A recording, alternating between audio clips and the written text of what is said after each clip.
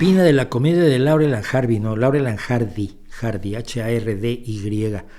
me parece de la mejor que se hizo jamás. A ver, Laurel es el que escribía la mayor parte de los sketches. Era un genio de la comedia, pero un genio de la comedia de niveles enormes, espectaculares.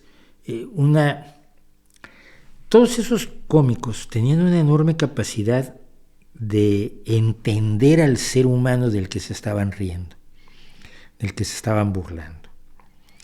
Entonces, la unión del que parece tonto, pero que quizás es simplemente diferente porque anda en otra dimensión, que es Laurel, Stan Laurel, que es, en el caso de los hermanos Marx, es Harpo, ese que está fuera de la normalidad. Y luego está el asno pomposo, que no existe entre los hermanos Marx, pero que es Hardy. Es el tipo que se cree más de lo que es, que quiere ser muy elegante, que quiere ser muy importante, que se cree muy inteligente, que es un asno pomposo.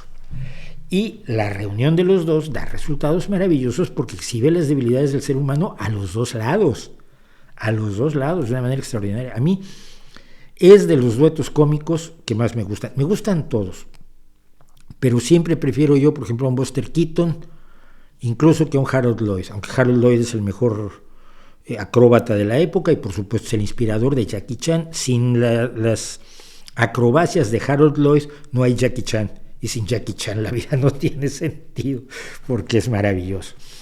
Entonces, pero yo prefiero a Buster Keaton que a Harold Lloyd. Soy chaplinesco de toda la vida, me encantan los tres chiflados, pero Laurel and Hardy tienen niveles muy altos y sobrevivieron muy bien, igual que los hermanos Marx, sobrevivieron bastante bien.